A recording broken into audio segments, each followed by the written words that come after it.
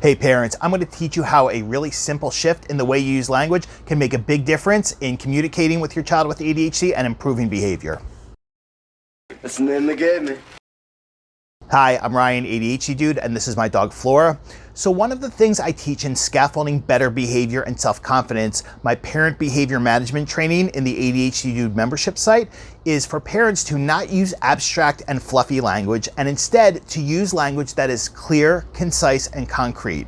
Let me give you some examples of fluffy, abstract language.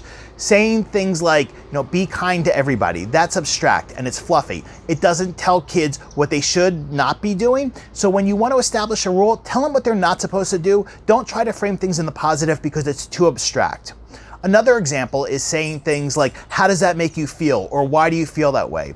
That's abstract for kids, and boys in particular cannot access the language part of their brain as easily as girls can. So when you ask questions like that and they say, I don't know, it's because they're not actually accessing that part of their brain to think about it. And a lot of times what boys need is some more time to think about how they feel about things. And they also need to communicate it on their own terms. So please stay away from using that language. Let me give you an example of what clear, concise, and concrete language sounds like. I'm going to use this as a rule, for example. So let's say if the rule is there's no fighting over the front seat in the car. You would say the rule is we don't fight over the front seat in the car.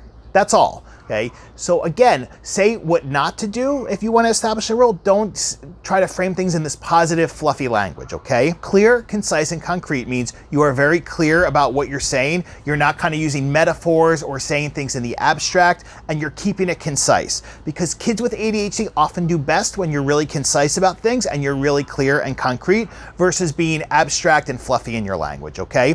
You can learn more about this in the section of Scaffolding Better Behavior and Self-Confidence, which is called Clear, Concise, and Concrete, and that's available at the ADHD Dude membership site.